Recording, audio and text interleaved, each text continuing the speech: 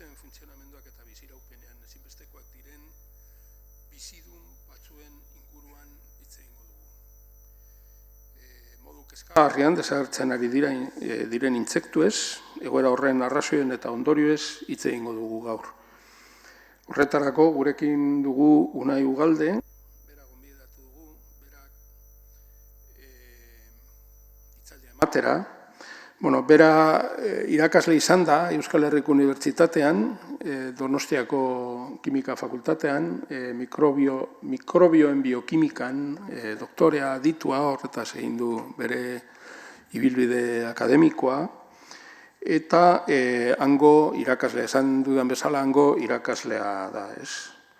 Horretaz, esandako gaiaz hitz egingo du, baina nik berari hitza eman aurretik, eskertu nahi diot hemen egotea, zeren bera Hendaiatik dator, hitzaldi hau ematera, orduan ez da nik egin dudan bezala, ez, ni Leioatik etorri naiz. Autobusez edo metroan etor naiteke eta oso eroso, baina bera asko urrunagotik eta egiten duen eguraldiarekin eta nik benetan eskerrik asko nahi etortzeatik eta besterik gabe zuk duzu hitza aurrera. Eskerrik asko, Nieko, gabon denoi, arratsalde on denoi. Niretzako benetan plazer bat da hemen egotea, areto honetan ezagutzen nuen aurretik, ez dut hemen hitz egin lehendik, baina ekitaldietan egondu naiz eta aurkezle bezala egondu naiz noizbait. Niretzako ohore bat da hemen egotea noski. Eta zuen aurrean prestatu dudan aurkezpena ere bai ematea niretzako betetzen hauela eta niretzako oso plazera handia ematen dit. Gaurko gaia izango da intsektuen gainbehera. Edukiak aipatuko dugu hasteko. Intsektuen sorrera eta eboluzioa horretaz hitz egingo dugu. Nondik datozen eta zer egiten duten munduan intsektuek. Kopuru eta espezien zenbaketa nola egiten da, esaten dugu gainbehera dagoela, baina gainbehera hori nola neurtzen da, zer gertatu da, nola jakin dugu jaisten nahi diala beraien zenbakiak, hori azertuko dugu, zientifikoki egindako lanen bidez, eta arrazoiak ere ikusiko ditugu, aztertuko ditugu, jorratuko ditugu. Gero, intsektuetaz nahiko gutxi dakigu eta arreta pixkat sartuko emango diogu, beraien zereginez eta zein eragina dakaten guretzako beraien bizizikloak eta beraien ziklo biologikoak. Oso laburki, noski, aurrean noan einean ikusiko duzue, benetan talde potoloa dela intsektuena. Eta etorkizunerako bete behar batzuk, guretzako bete behar batzuk jorratuko ditut, ezta. Hasi gaitezen ordun. Nondik datoz intsektuak? Hau da, pixkat aro geologikoa edo biologikoan, baino aroaldi geologikoak deitzen zaien deritze, planetaren sorreratik, guk gure momentu honetan arte. Ez da lineala, baina gure planetan bizia ia 4.000 milioi urteko denboran garatu da, denbora asko. Eta intsektoak noiz sortu ziren, ez? Hemen ikusten duzuena gezi honetan, orain da gutxi gora bera, 430 milioi urte. Itsasoan bizitzen ziren izakiak pasa ziren lurrean bizitzera. Lurra ostua eta urarekin, eta hasi ziren kolonizatzen lurra. Eta landareak ere sortu ziren, uretan zeuden landare horiek, sustraiak sortu behar izan zuten, ez egon sustraiaren beharrik, bakarrik arroketai heltzeko, baino sustraiak ongarriak jasotzeko, elikagaiak, enborrak grabetatearen aurrean garatzeko, ostoak, mekanismo asko sortu behar izan ziren. Haiekin batera, animali batzuk hasi ziren kolonizazio hori egiten. Hau, da Stemipedes, da artropodo bat, artropodo da, hanka mugikorrak dituen izaki bat, eta hau, pentsatzen da, intsektuen aurrekaria izan zela. Hauek hasi ziren landareekin eta kolonizatzen, egora hau, eta landareak bere bizizikloa aldatu behar izan zuten, haziak egiteko, ugaltzeko, eta orduan, elkarreragin genetikoak garatu behar zituzten, eta hor, uretan gertatzen zena, ezin zen gertatu lurrean, orduan ze gertatzen zen, polena sortu zutela, eta organo, organoetik arrekoak, txertaketa hori egiteko, ugalketa egiteko, mekanismoak sortu ziren, batzuk airearen bidez egin dute hori, polinizazioa deitzen dena, baina beste batzuk bilatuzten beste estrategiak. Ea aurkitu dezakedan nik garraiolari bat nire polena eramango diudana beste lore batetara, trukaketa genetiko hori egiteko, ez? Eta hor, artropodo batzuk hasi ziren horretan, eta intsektoak garatu ziren. Eta egoera asko sortu ziren munduan, eta landare mota asko, eta intsektoak ere sortu ziren. Intsektoak ezaugarri amankomun bat daukate. 1000 milioi espezie intsekto ezagutzen ditugu gaur egun, lurrean. 1000 milioi espezie. Animal guztien artean, 80% intsektoak dira. Beste guztiak aparte. Eta landareak eta dena sartzen badegu, ia 60% intsektoak dira. Beraz, izaki bizidun ugarienak dira intsektoak. Beraien ezaugarri amankomunak dira, buru bat daukatela, gero torax bat daukate, 3 zatitan partitua, eta hemen ikusten duzue 3 hanka pare dazkatela. 3 hanka pare, hori tipikoa da intsektoena. Eta hegalariak izan aldia edo ez, baina hemen dago bihotza eta gihar gehienak hor daude. Beraz, hau da, erdiko torax, erdiko parte motorra eta bihotza dagoenekoa. Eta gero, hemengo abdomenean daude, digestioa, arnasketa, organogenetikoak eta beste guztiak hemen daude. Baina, intsektuak ezaugarri hauek betetzen dute denak. Armiarmak ez dira intsektuak. Eta zentipedoak ere ez dira intsektuak. Hauek dira intsektuak. Baina, 1000 milioi espezie ezagutzen ditugu, eta pentsatzen da, agian, 4 edo 5 milioi espezie daudela oro har, baina beste guztiak ez ditugula ezagutzen. Lan batzutan, Kanadan, hasierako orain dela 10 urte dola, Kanadan egin zuten azterketa bat, zein intsekto aurkitu ditugu, eta bakarrik erena edo 125 ezagutu ahal zituzten, besteak ezin zituzten klasifikatu. Orduan, horren proiekzioa esaten digu, ezagutzen ditugun intsektoak, laurdena diala gutxi gora bera. Beraz, oraindik asko daukagu jakiteko intsektu ez.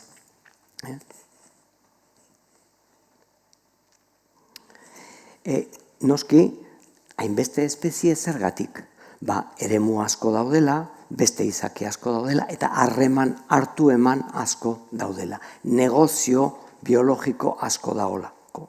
Danak intsektuak espezialtzen dira, nitxo edo eremu batean, hango landareak edo beste izakiekin bere harremanak eramateko. Eta horretaz pixka bat hitz egingo dut, baina daukadan denborarekin ezin dugu hitz egin.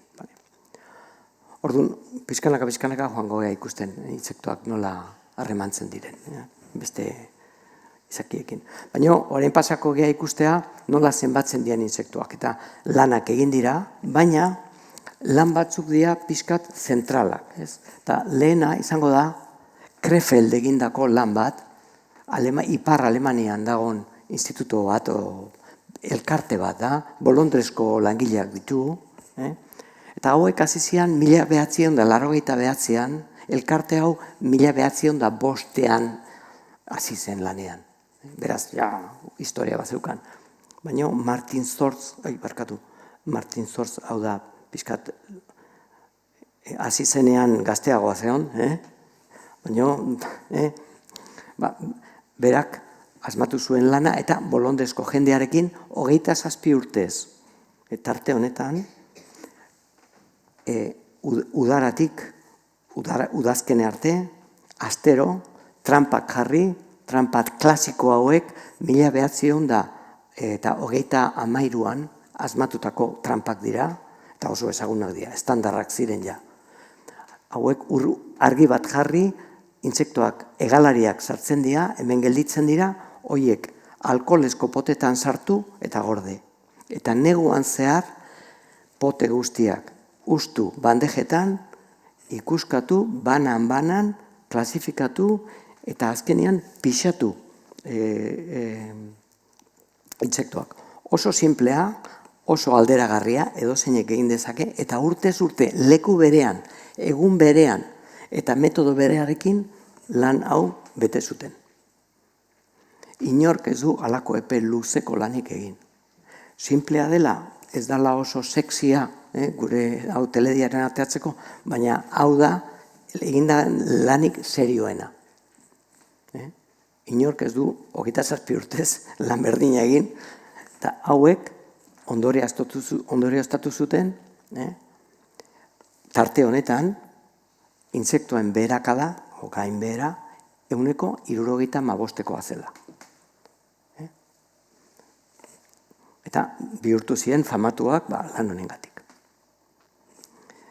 Beste tarte batean, ikerlari espaniar bat, baina Australian dagoena, Francisco Sánchez Bayo, egin zuen bere lanak egin zituen, baina gero zegoen literatura zientifikoa osoaren bilduma bat egin zuen, eta argitaratu zuen Biological Conservation aldizkarian, eta bere zenbakiak orokorki diote 50% jaitsi dela intsektuen kopurua 10 urteko epe horretan. Eta hauek dira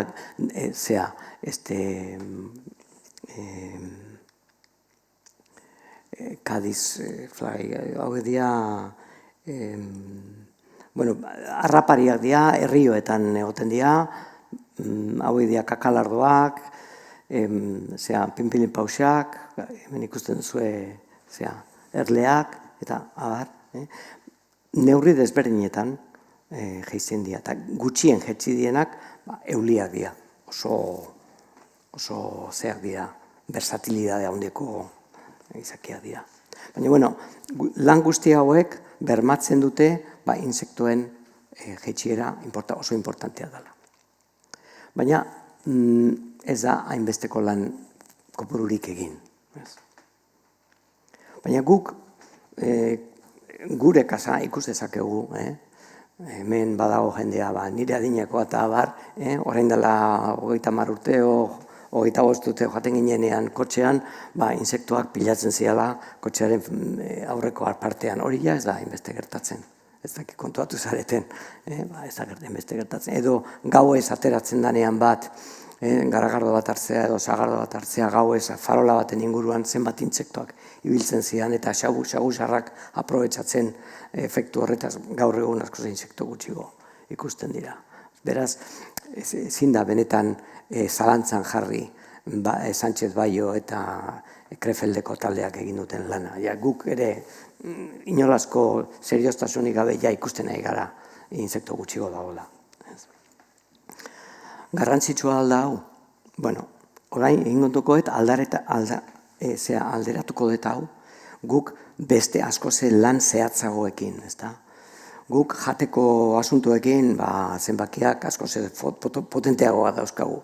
Eta hemen dakazue, harrapaketak, Kanadan bakailuk harrapaketak. Hori bai ondo zehazki eta oso serioski ikusten da, ez?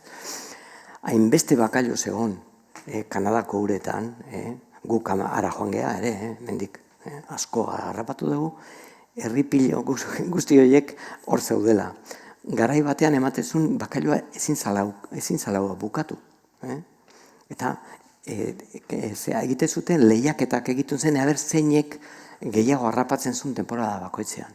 Eta urte batzutan, harrapatu, baina gero puntu batea iritsi zen, eta hasi zen jaisten, oain arte.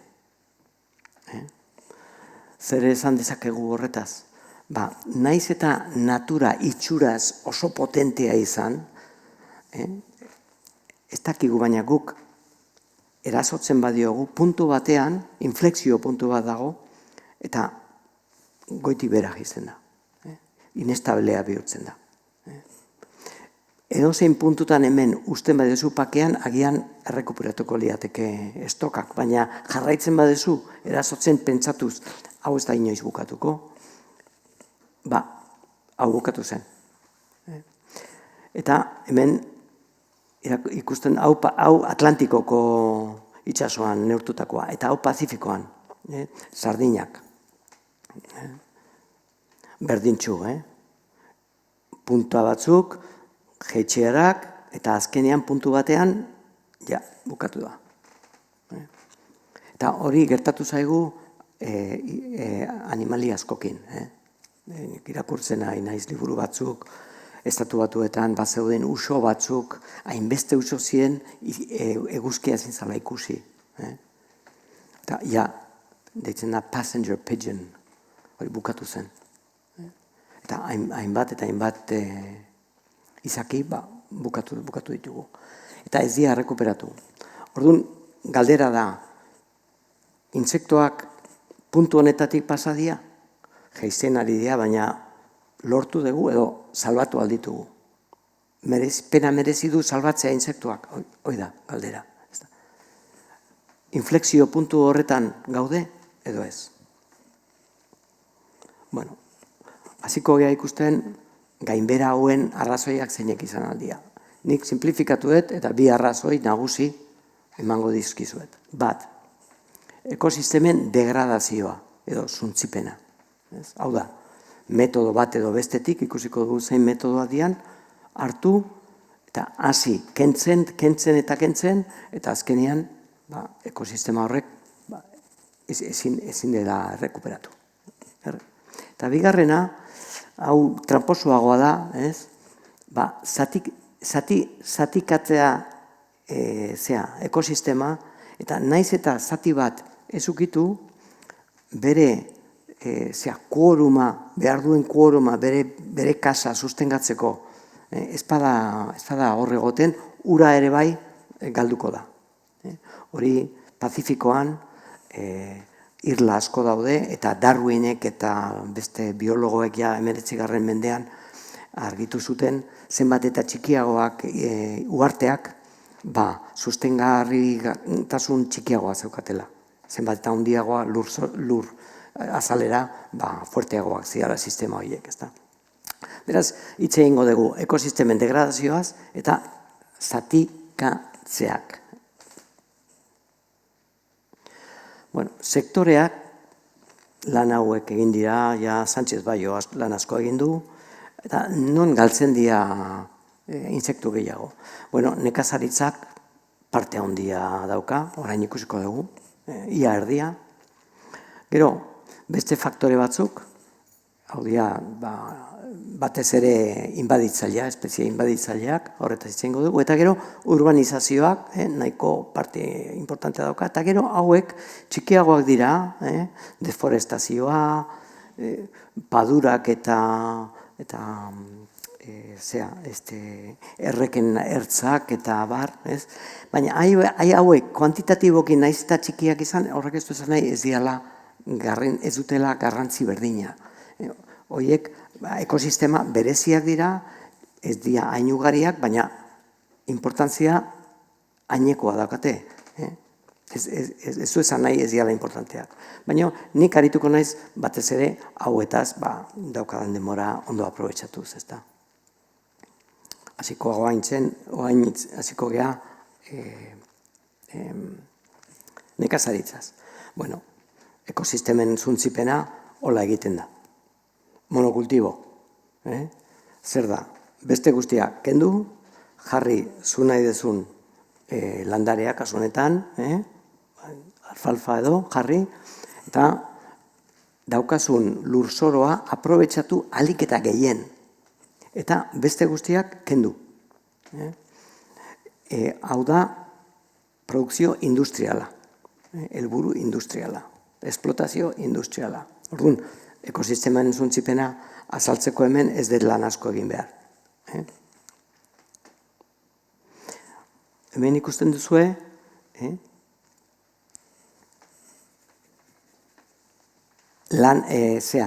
lur azalera, zenbat lur azalera erabiltzen egean nekazarintzat. Eta 2020an gailurrera iritsi gara. Ez dago aukerarik, ez dago lur gehiagorik. Orduan, horrek zer esan nahi du, dana hartu degula, baina gainera orain egin behar duguna da, daukagun azalera horrekin, oraindik etekin handiagoak lortu behar ditugu, zergatik, gure populazioa gora doalako, gure beharrak handia gora doaz. Eta horretarako, erabiltzen dira teknologia berriak. Gaur egun, estatu batuetan, baina honea iristen nahi da ere bai, makinak gidaririk gabe, danak automatizazioan daude, kontaktu daude baliza batzuekin, eta lurzoroak tratatzen dituzte efizientzia maksimo batekin, eta ez dute ezer bazterrean usten. Leheno, lurzoroetan, bazterretan, zegoen zuaiz txiki bat, edo belar batzuk, orain ja ez da ezer geratzen. Maksimizatzea etekina da helburua, eta teknologia hauek oso eraginkorrak dira horretan. Beraz, zuntzipena erabatekoa da, horrea noa. Pestizidak eta herbizidak, helburua berdina da. Nire kultiboa bakarra izan behar da. Hemen ikusiko duzue, insektizida oso ezagun bat, nikotina. Guk erretzen dugunean, erabiltzen duguna efekto bat dauka, sistema nerviosoan eta nolabaiteko sensazioak ematen digu, baina benetan pozoin bat da. Tabakoko landareak sortzen du molekula hau, eta bere hostoetan zabaltzen du, eta hor inolasko predatzailea edo intsekto bat joaten bada, landare jalea joaten bada horrea, nikotinaren dosia handi bat hartuko du, mokolotuko da, eta alde ingo du edo hilko da. Ezaugarri batzu ditu molekula honek. Bat, ez dala solugarria uretan. Eta bigarrena, iraunkortasun oso txikia daukala behin landaretik aterata. Hau da, nik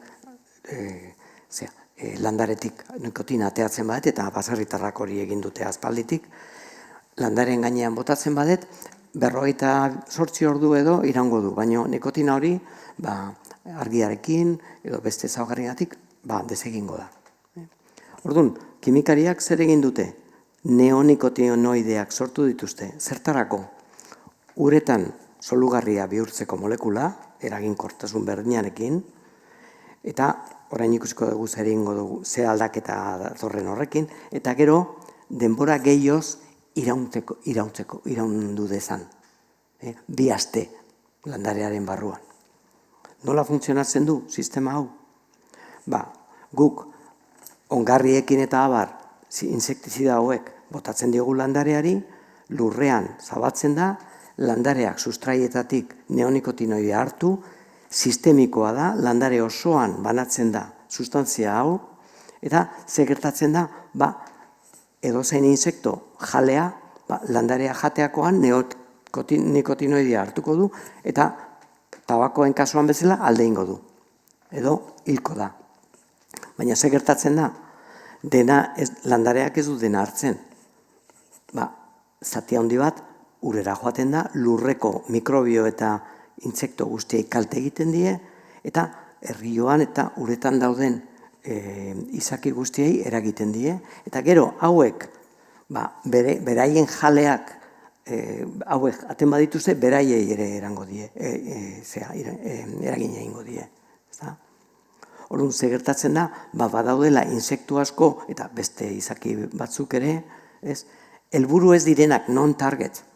Eta horiek, dosi subletala jasotzeute, baina igual zorabiatzen dira eta ezin dute erlauntzia arkitu, edo termorregulazioan arazoak dituzte, eta denborarekin ikusi da ekosisteman kaltetuak daudela, eta ez dira lehiakorrak, eta orduan bere poblazioa jaisten hasten dira. Beraz, efektu hauek oso importanteak dira. Herbizidak zer egiten dute landareak hil. Baina intsektu horiek gure intsektuak hor daudenak landare batzuk gure landarea ez bada, baina beste landare horiek behar badituzte, horiek ez dira egongo herbizidak akabatu ditulako. Baina, jakinda ere bai, herbizida hau gehien erabiltzen dena, glifosatoa, hau intsektuei ere eragiten diela termorregulazioan hain zuzen. Beraz, funtzionatzen du pestizida bezala. Eta azkenik, ongarri sintetikoak. Guk nekazaritza industrialean ongarriak sintetikoak erabiltzen digu. Nitratoak, sulfatoak, fosfatoak. Zergatik, diseinua da landareari zuzenean bere ongarriak ematea. Eta hartuko du, eta orduan etekina maksimoa da. Eta egin dian variante guztik landarenak, danak diseinatuak izan dira ongarri sintetikoekin, laborategietan. Baina benetan, naturan gauzak ez dira gertatzen. Gertatzen da, hostoak, beste materia organikoak, iristen dira honea, eta hemen ekipo bat dago, eta hor daude mikroorganismoak, hor daude beste insektoak, hor daude nematodoak eta ornugabeak, eta horiek prozesatzen dute materia organiko hori, eta truke bat egitute landarearekin, karbonoaren ordez, trukatzen dute beraiek jasotako mikroelementoak eta fosfatoak eta sulfatoak, eta ematen dizkiote landareari. Baina, holako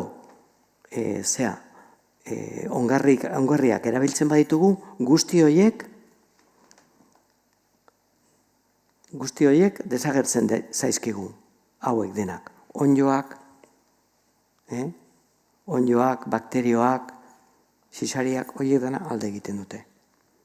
Beraz, lurra pobretzen dugu.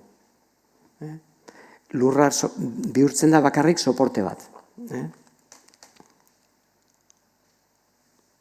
Orain dela urte batzuk ezagutu nuen Austriako talde bat, emakume hau dezen da Gabriel Berg, Grazen lan egiteute, eta hauek genomika aztertzen dute lurrean.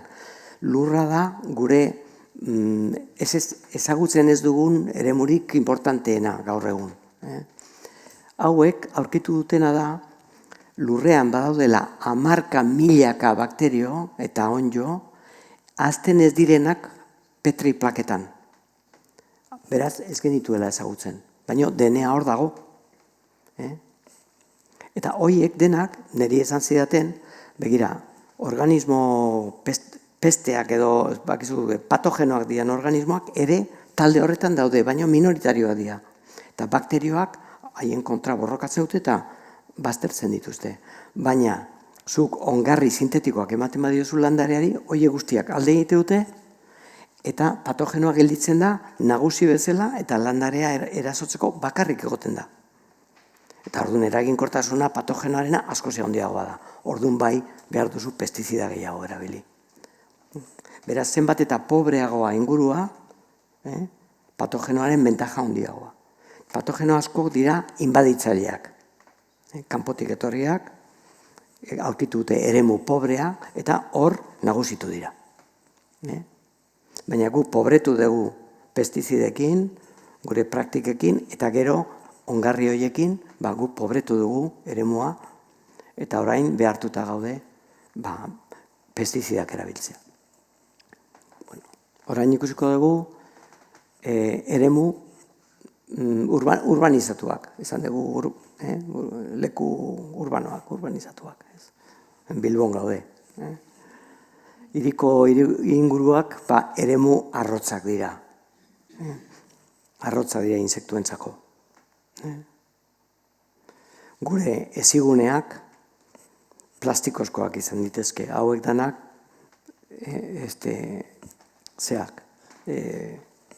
guztiz koniferoak dira. Hemen ez dago lorerik, hemen ez dago negoziorik egiteko insektuak. Guk ez ditugu insektuak nahi gure etxetan.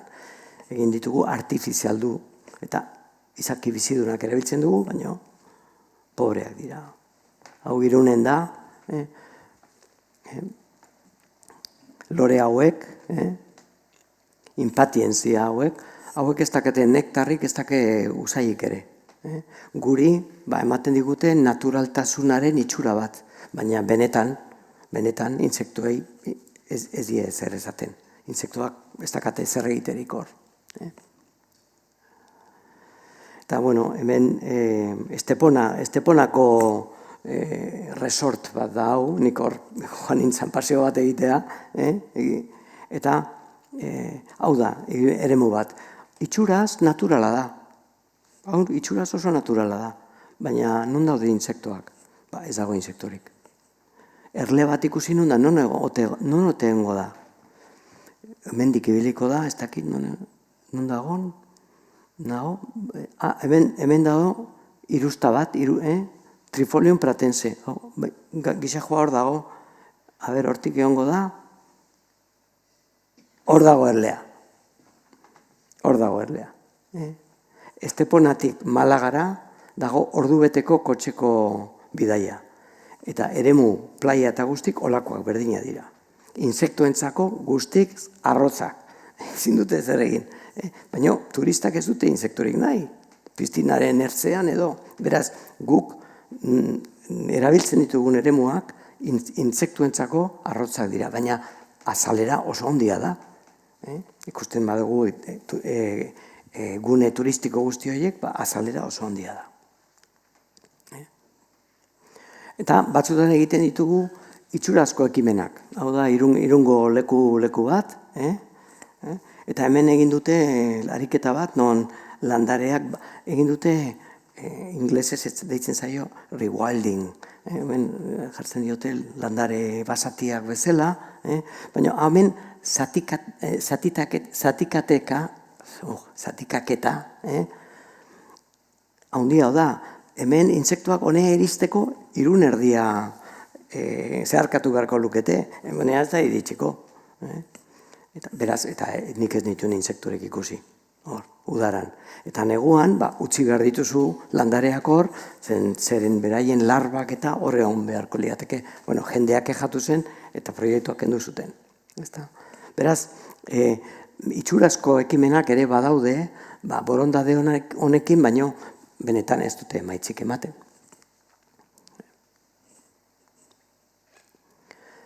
Insektoak berakada badoaz, gure inguruen poderioz, beste izakiak ere horrein atzetik doaz, ezta? Hau da, Danimarkan egindako lan bat, non ornogabeak hemen daude, bakarrik lepidopterak kendutak, eta ornogabeak behera doazen einean, beste txoriak, tarina ezakite ezagutzen duzuen, txori txiki bat, gure hemen bizitzen dena, alondra ezagutuko duzue, eta hau, arabazo deitzen da, baina da estorninoa. Hoiek ere bera doaz. Zergatik? Esango dizuet. Txori guztien 60% insektu jaleak dira. Erdia baino gehiago, txori guztien erdia baino gehiago, insektu jaleak dira. Enara txiki bat, jaio berria, heldua izan arte, 100.000 insekto eman behar diote bere ama eta aitak. 100.000 insekto. 100.000 insekto ordez, 10.000 insekto bali madaukagu, baina ez daukagu enararik. Enarak faltan botatzen baitugu, hori da neurria handi batean insektoak alde indutelako edo insektorik ez dagolako. Insektuak non daude? Hemen daude produktore primarioak, landareak, baina hauetatik insektoak bizi dira, baina insektoak elikatzen dute goian daude beste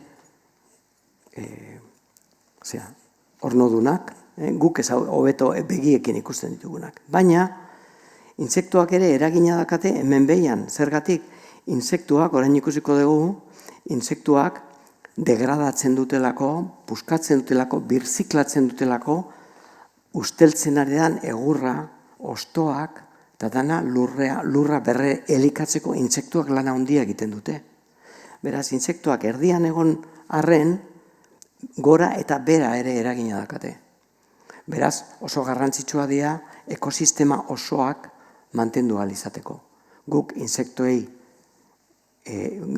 ekosistemak suntsitzen ari bari gara, ezin geha harritu, izaki guzti hauen zenbakiak jaisten badia, edo hemengo prozesoak kaltetuak ez badia gertatzen. Gertatuko da. Eta gertatzen ari da. Noski. Bueno, hasiko gea beraien lanaz pizka gehiago esatea, ezta? Zein dan beraien lana eta beraien eragina? Adibide batzuk emango ditut, ez?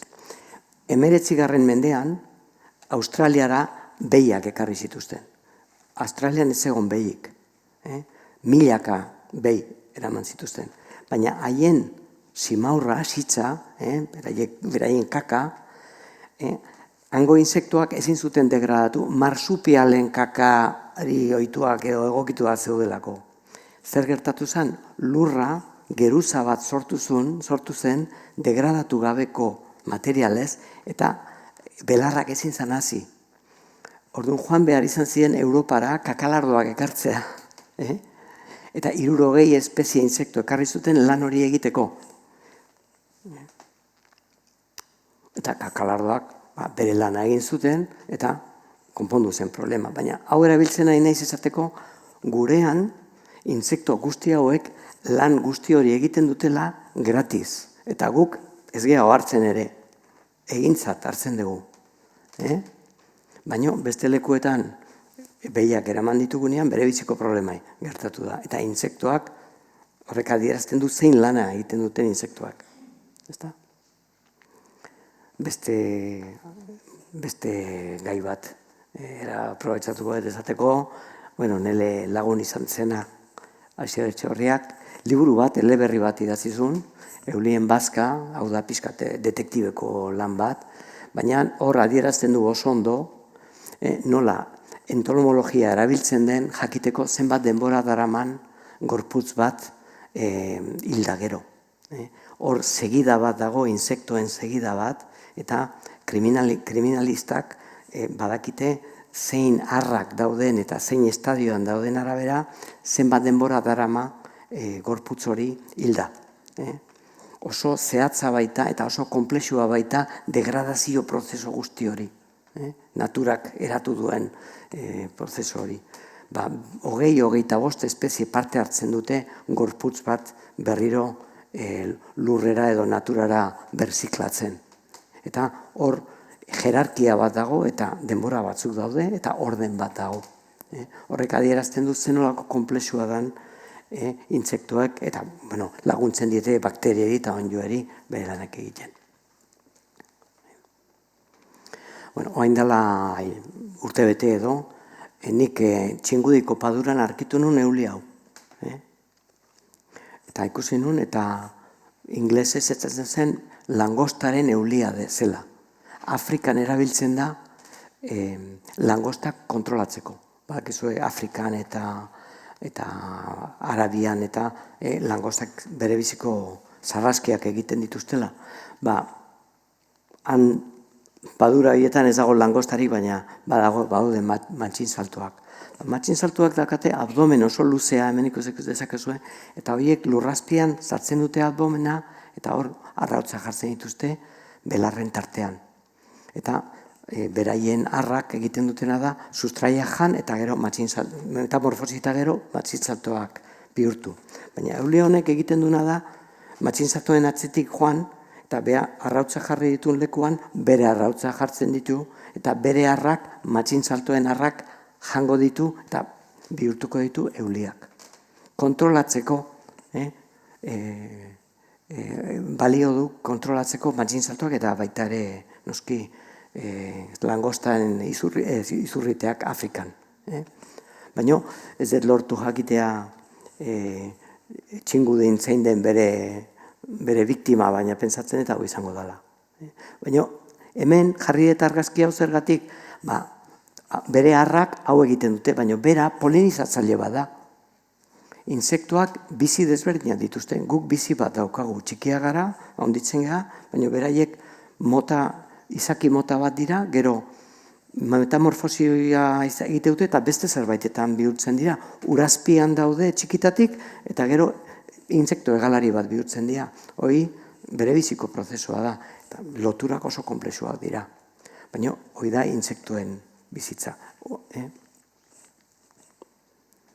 Bueno, zuetako batzuk, agian zaleak izango zarete, inkunableak ikusten, edo hori oso liburu politia horiek ez, horien tinta ferrogalikoa, tinta ferrogalikoa, 14. gizaldian, eta 18. gizaldian arte, horien arte, tinta bat erabiltzen zen, aritzetan, listor batzuk egiten dituzten alako agaiak edo, pelota hauek, barruan dakaten taninoarekin. Tanino solugarria hori solugarria da, hori burniarkin naztu eta tinta ferrogalikoa egiten zuten, eta horrekin idazten zuten, idatzi garrantzitsuenak danak ferrogalikoakin egina daude, Lau Mendez. Lau Mendezko gizakiak idatzitako informazioa, listor batek egiten duen taninoekin eginda. Eta hemen, ikus dezakezue, har batzuk polietilenoa jaten, eta polietilenoaz elikatzen dira. Tenebrio militor, kakalardoaren harrak dira horiek. Beste izakirik ez dago plastikoa jaten duena, baina badago insekto bat plastikoa jaten duena.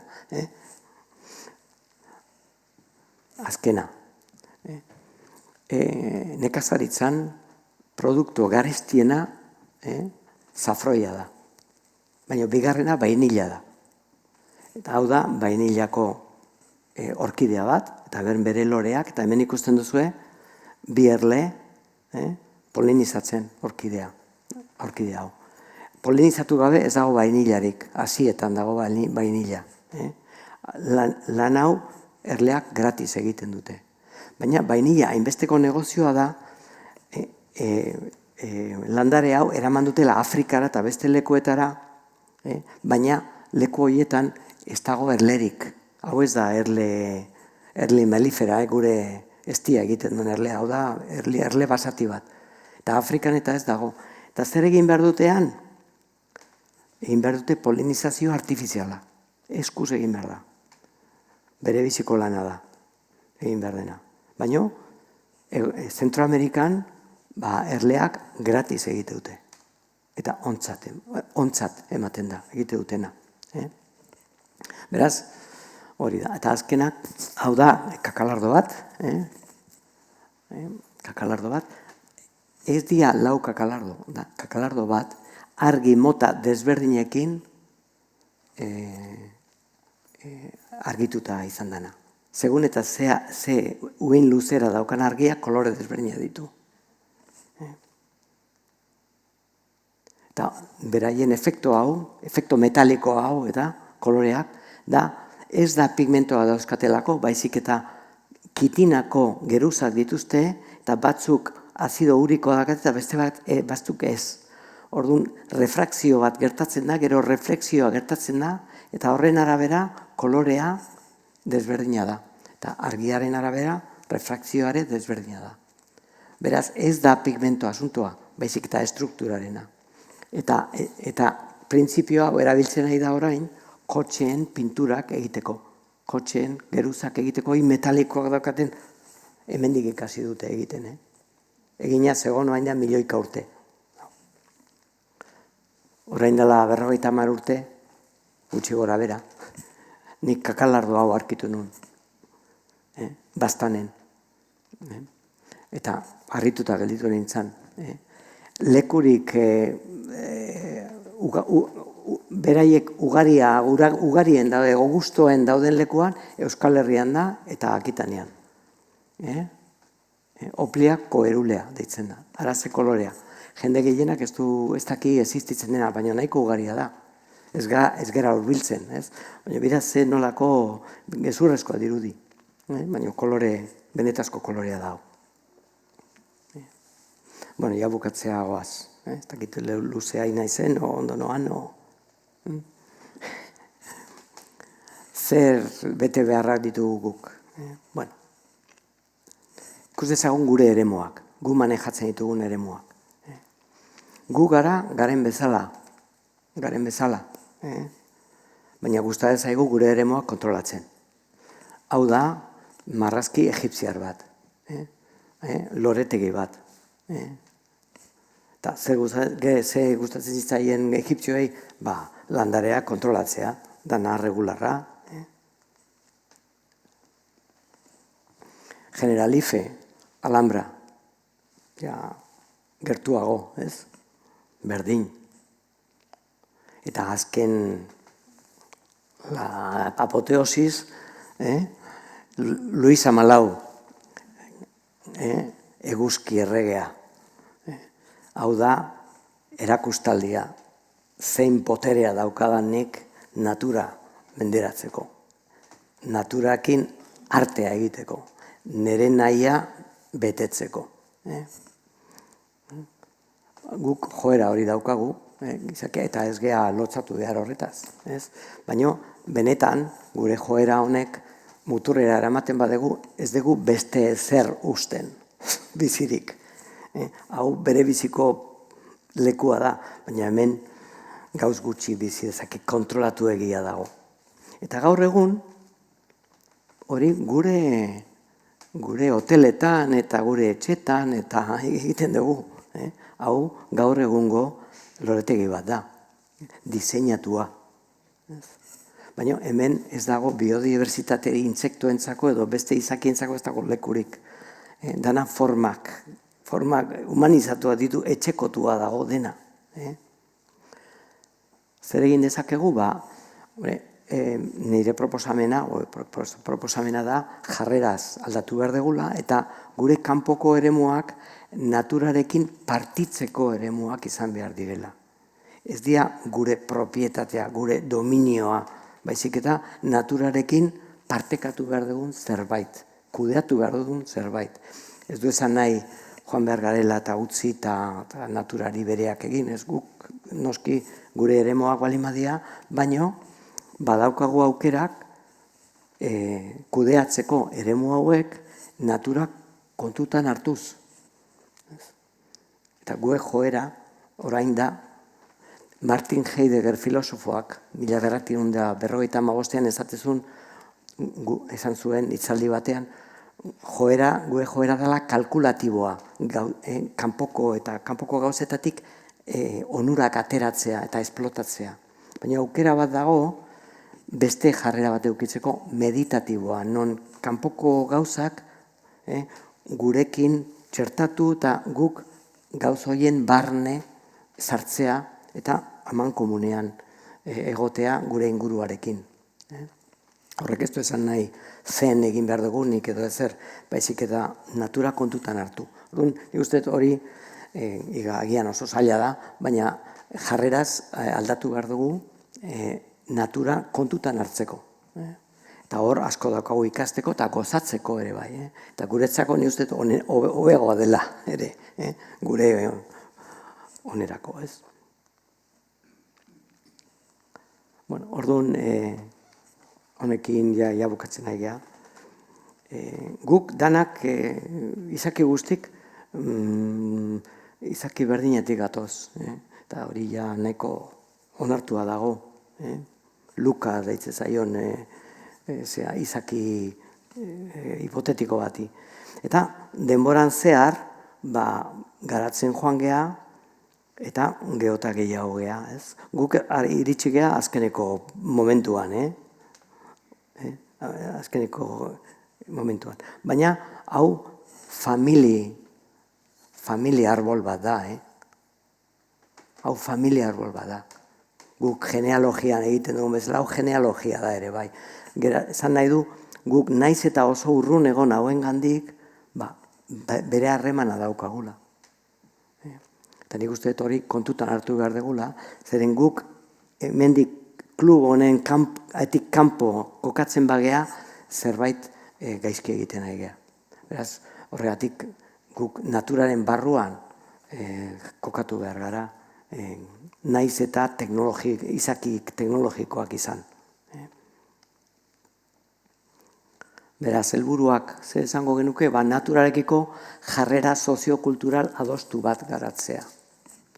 Denbora behar du honek, hezkuntza, komunikazioa, ikerketa, industria, hor prezio bat ordaindu behar dugu natura mantentzeko eta inbertsio bezala kontutan hartu behar dugu.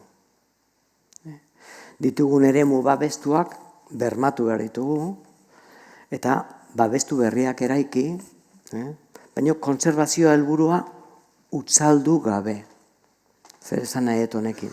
Nik joaten naiz eremu natural batera, eta askotan ikusten dut eremu naturalea batera joaten, parkin bat dago, ibilbide bat dago, eta gero banku batzuk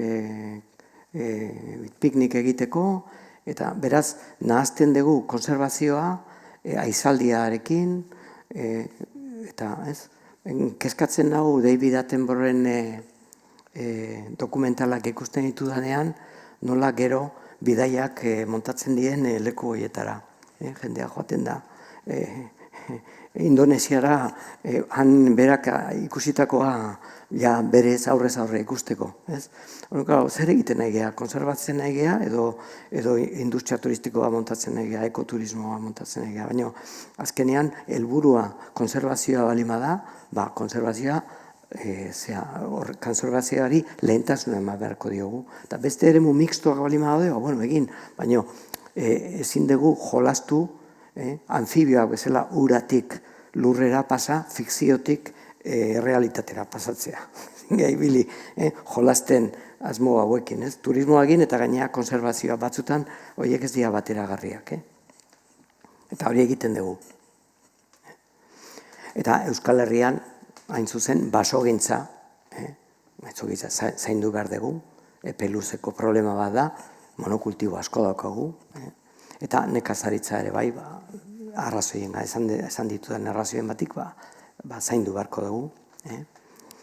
Eta iraunkorrean egin beharko dugu, ezin dugu aldaketak alde batetik bestea joan. Pentsatu behar dugu, naturaren iraunkortasuna nolabait babestu behar dugula. Eta hemengoa gure lana da, Frantziakoa, beste beraien ekosistemak beraiekin beharko dute, baina gurea guk ezin dugu itxoin egin hemen UNESCO gonea tortzea eta esatea hau egin behar duzu ez. Gure erantzukizuna gure lurraldearekin da. Beraz guk daukagun altxorrak guk zaindu behar ditugu. Eta, hori lehentasun bat da. Eta, hemen dago Camusen esaldi bat, eta ziko izuet irakurtzen. Askotan jakin gabe akatzak egiten ditugu eta nahi baino kalte gehiago egin dezakegu. Baina ikasteak ere akatzak ere bai ekartzen ditu. Aipatu ditut gauzatzuk, baina nire blogean kaso bat aipatzen dut, eta da alde batetik zorriarena, landarearekiko oso sofistikatua den 200 milioi urteko harreman bat dauka, baina bestalde bere etsaiak ditu, 4 etsaiak deskribatzen ditut, eta behain mekanismoak hau kontrolatzeko eta honetaz elikatzeko. Eta gero, zorriak bazkide bat dauka, eta bazkidea inurriak dira. Inurriak benetan zorriaren hartzainak dira, eta oso sofistikatuak, eta nahi baduzue ikusi pixkate zein metodoak erabiltzen dituzten hauek blogean ikusiko dituzue, ez daukagu denborarik. Hauek azaltzeko, baina gomendatzen dizuet zehazki ikusteko, bakoitza 6-7 minutuko irakurketakoa da. Eta besterik gabe, mila esker.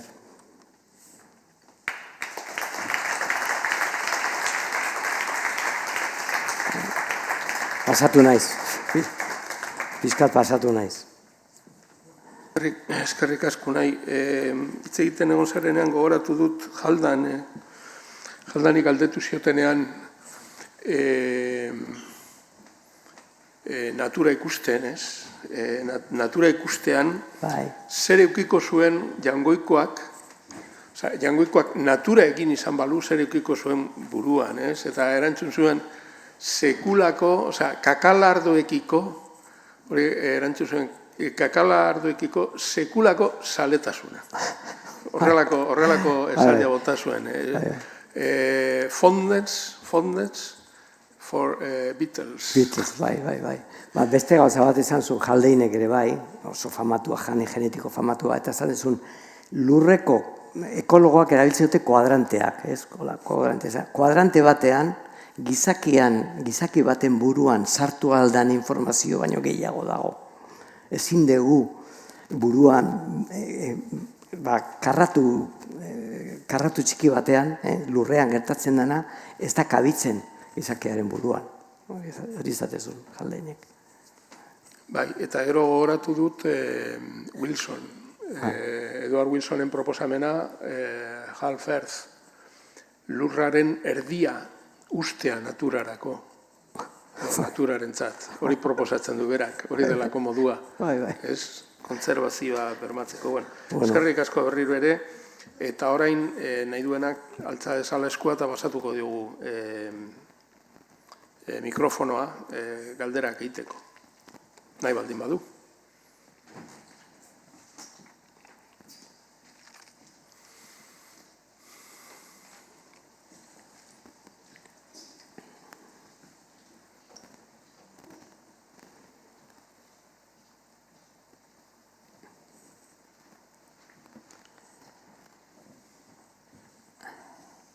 Erakutsi duzu irudi baten makaiauaren adibidea eta inflexio puntua. Bai. Inflexio puntu hori gainditu dugu? Zalantzan nago orain dino benetan gainditu dugun? Edo hor gabiltzan? Ez dago nahiko informazioarik. Londresen badakizu dago Natural History Museum. Eta horren zuzendaria emakume bada, eta bain da gutxi esan zuen, oso kuriosoa da, nola 10.000 ikerlari tximu espezie bat ikertzen nahi dien, eta entomologo bat 10.000 espezieko talde bat insektu aztertu behar duen. Nik uste dut egiten den ikerketa insektuen gaina eta beste gai askotan ere behar dena baino azpiti dagoela. Ez daukagun nahiko entomologorik daukagun aurrean daukagun insektuak aztertzeko.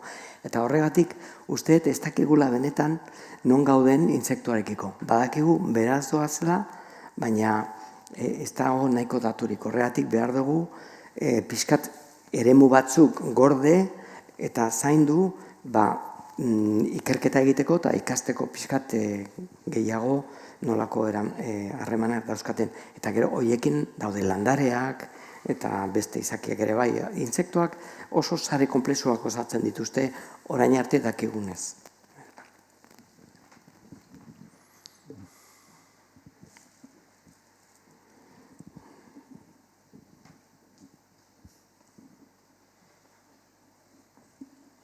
Ez dago galdera gehiagorik. Bai, hor, atzean. Bueno, nik galdetuko nizueke, ondo iruditu zaizue, aurkezpena, luze xamarra igual, baino, Ulergarria, ez? Bueno, posten nahi. Kontrol de calidad, inberdegu. Bale, galdera bat daukat, jakin nahi nuen, ijarri dituzu esenplu batzuk non borandate honez, hirietan zonalde berdeak jarri direnak, ez da? Nolako izan beharko litzateke, zonalde berde horiek, insektoen garapena bultzatzeko, zein gauzak egin ditzakegu agian gure etxetik edo gure arloan hiri batean insektoen garapena bultzatzeko, baita ere ikusi nuen, ez da, kena ditzen den, Bizkaiko kostaldean dagoen orain eritatzen zaidan herri batean egin zuten insektoak bultzatzeko lorategi bat, eriki zuten, horrelako mendian, pizka bat urbanizatutik aldenduta, ez dakit horren inguruan eman ditzakezun esenpluak edo ideiak edo. Bueno, batetik, nik uste zonalde urbanizatuetan ekosistemak berrera ikitzea, ni uste dela kimera bat, amets bat da. Ez dut uste pena balio dunik. Zergatik ja hain zabaldua dauden, hain arrotzak diren, oso zaila dela hori egitea. Orain, horrek ez du esan nahi, ezin dugula esfortzu txikiek egin edo nolabaiteko keinu batzuk egin. Zer egin dezakegu? Nik Hondarribian bizi naiz orain, leheno Hendaian bizitzen izan, ginako esan duzle, baina baina Hondarribian bizi naiz. Eta nik etxean egitut nire esperimentuak, ez? Eta jarri ditut gauza batzuk, eta baina intsektoak, landareak identifikatzen dituzte, eta oso urrutitik nire etxea zelaietatik dago, igual kilometro batera, nire etxea. Itxasoa alde batetik, eta gero, etxeak daude, baina listor parasitoideak iritsi dira nire etxera, ni dauzkadan zorriak atakatzea. Eta gero utzi dute osto batzuk usteltzen, eta etorri dira degradatzea, ekipo guztia etorri da. Eta zirrikitotik sartzen dira, eta hau da, dakate hainbesteko gaitasuna lokalizatzeko eta ikusteko non dauden gauzak, iritsiko diela. Orain, hortik guk ekosistema txiki bat egitea gure balkoian eta hori, oso zaila da. Orain, ez badutuzu pestizidak erabili nahi, zure loreak euki, baina nik esango nuke umbelifera batzuk jartzea, eta umbeliferak daudenean, depredadoreak eta horiek ara joango dira, eta gero utzi ez bota lurra edo utzi hor, neguan hor egongo dira.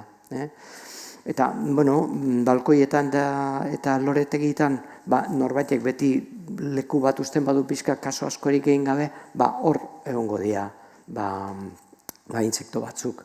Hortik ekosistema sortzea zaila ikusten dut. Eta kuantitatiboki ez diot garrantzia handia ematen. Bilbola usten badegu ondo. Oain, kanpoko eremuak, Urdaibai eta horiek, zaindu behar ditugu, baina gainea zorrotzki, eta neurtuz. Eta nik uste hor badagola zer eginik. Badagola zer eginik.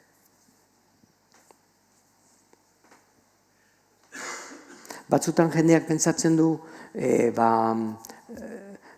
ata bat ikusi dulako nerbioian, hau naturala da. Atak egiten aldutena eta handik ibiltzen dira, baina bazterrak dira arrizkoak. Eta, en fin...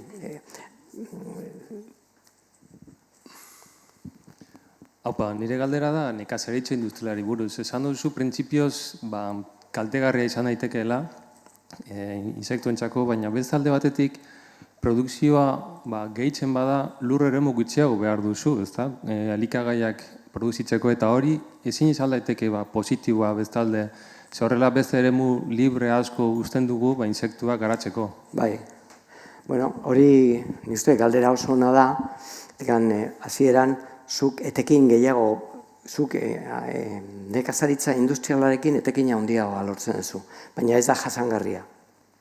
Zergatik ez da jasangarria, nitrato horiek egiteko Haber-Bosch prozesua behar dezu, gero fosfatoak mehatzagatik atera behar dituzu, eta hori bukatuko da. Hori ez da jasangarria. Orduan, da pixkat denbora bateako soluzio bat. Baina, erabiltzen badezu beste nolako metodoak, etekina ez da euneko izangoa, industrialarekiko izango da euneko 75, euneko 20 galtzen duzu, baina ez duzu inolazko olako sustantziarik erabili behar. Orduan, gertatzen dena da, nekazaritza sostenagarria dela. Oain, zer egin dezakegu? Gaur egun, lur agrikolaren euneko 60 erabiltzen da haragila egiteko. Hau da, soja, artoa edo, behiei emateko, eta horrekin haragila egiteko. Haragila oso gutxi kostatzen da gaur egun, petroleoa erabiltzen delako fertilizante guztik egiteko, traktoreak egiteko eta haragila egiteko. Baina guk haragi pixka gutxio jan bagenu, lur askoz gehiago askatuko genuke era sostengarrian janaria sortzeko. Nik irteera ikusten dut hortikan. Lur azalaren zati oso handia erabiltzen dugu, batez ere txalen haragila egiteko. Eta hor arazo handi bat daukagu eta bai ala bai aldatu beharko dugu ohituerak. Txerriarena eta oiloena eta beste negozioak dira, baina benetan haragila sortzea bere biziko baliabideak hartzen ditu eta ez da sostengarria. Goizago edo beranduago hori aldatzen joango da. Ez dut uste ezakitea erantzun dizudan.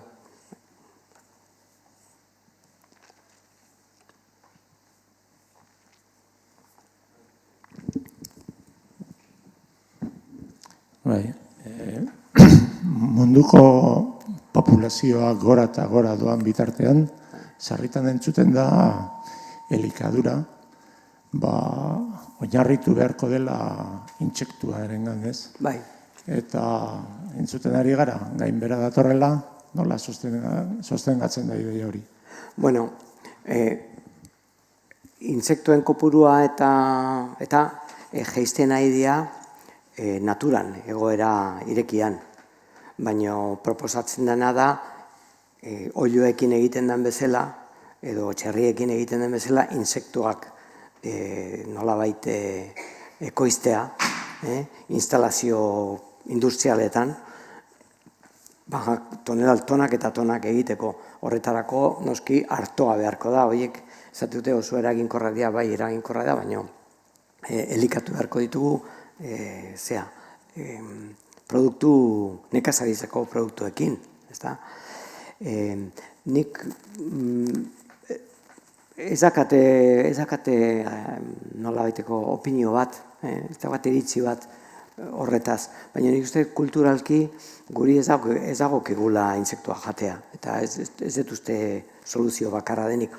Baten batek esango du soluzioa dela, berari konbeni zaiolako, saltzeko gogoa daukalako, baina nik uste dut kulturalki guri ez dagokigula alako jauziak egiteko beharrik. Behar duguna da,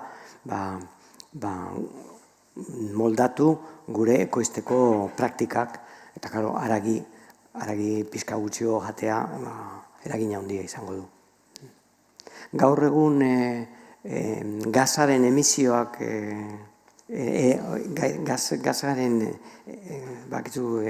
negutegi gazaren emisioaren erena elikagaien bidez dator.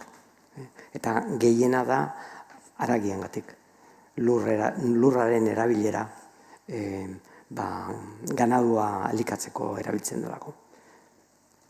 Beraz, fertilizanteak eta dena erabili behar dituzu, ekoizteko vegetalak, baina gero horiek ez dituzu konsumituko baizik eta ganaduari emango diozu. Eta ganadu horrek, gero horren etekina da gutxi gora bera erdia. Beraz, zenbat eta pauso gehiago, eraginkortasun gutxigo proteina hori sortzeko, ez da? Hori da problema. Bueno, insektuena, modan dago hori bai, Eta...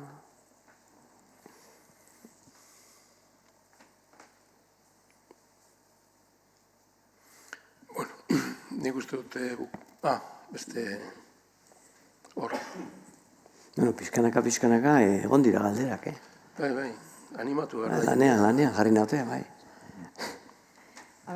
Nahi nuke komentatu, Europa mailan nekazaritzan bai dela esfortzu bat egiten oraino European Green Deal eta guzti honekin, eta hemendik 2030ako nekazarik erdiak etxi behar du ere pestizidan erabilera eta fertilizantena 20%. Orduan, gaina, jakin behar dugu zema bota behar dute, noiz, dana. Osa, esan nahi dut, pixkat baita bidezkoa da esatea, esfortzu ondien behar dutela, eta Europa mailan, nekazaritza danontzako lurralde guztintzako berdine dela, araua berdine dira, Espainin, Frantzia, leku guztitan, eta, nekazarik ere esfortzua daukatela, handie egiteko, eta kontrol oso handie dagola.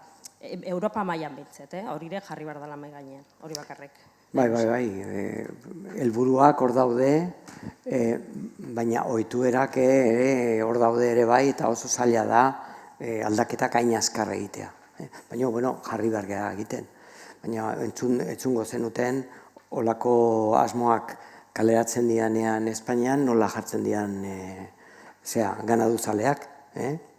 Ganaduzaleak jartzen dira, igual adierazpenak radikal xamarrak dira, ez dira oso politikoki oso trebeak, baina oposizioa gondaiteke horretarako adostu behar dugu nola egin, eta batzuk galtzen badute, konpentsazioa jaso beharko dute, hori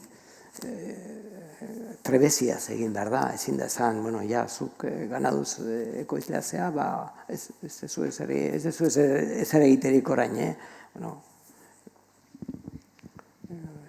aldaketa za... Kontrolatuta egon behar da, neurtu behar da, esan behar dutzen bat bota dezun, kontrolako egon behar dira, eta hori da apustu bat, ez da esatea, egin behar da ez, egin behar dute, edo bestela laguntza murrizten dira ikaragarri, hori da apustu benetazko bat, eta zaila da hori da, ez bakarrik betetzea baizik, eta gero adieraztea ere bai, erakustea bota eta, momentu honetan, oain ere kontrol handia dago, baina esplotazio guztiek esan behar dute zer egin duten, nola, noiz, oso kontrolatuta, eta estatu guztiak dituzte zifrak, eta orduan jakiko dute, zu bota dezu, ez dezu murrizketa behartzen duen bezala egin, orduan, laguntzak etxiko da, esan edo ja, hori seriotasun batekin dagoela, eta orduan horitzen zait baita bidezkoa dela esatea, Europar nekazaritza kontrolatuta dagoela, eta orduan hemengo elikagaia bintzet, segurua diela. Bai, argi dago, bai. Segurua da, baina insektuentzako batzutan ez da segurua, Bai, segurogoa, oain, izango da segurogoa. Beste batzutik datorren gero eta produktu gutxigo dago. Gero eta produktu gutxigo dago. Zerrendetan. Nekotinoideak auto dauden ikustet, atera dituzunak. Produktu askoz ere gutxigo daude, esan egite baita gauzoik esan behar dira baita. Edo preziosiozko nekazaritzakin, sateliten bidez eta hartzen den informazioarekin, badibidez, hoi onerako da, ze batzutan egiten da, ongarri gutxiago botatzeko, o landare behar duna botatzeko, teknifikazio ez da beti txarra, edo intensifikazio ez da beti txarra. Baita ere, tresna hori batzutan, ona dira gauzak hobeto egiteko, ze informazio goia daukeu, eta orduan gauzak hobeto egin ditzazkegu baita ere. Bai, ados.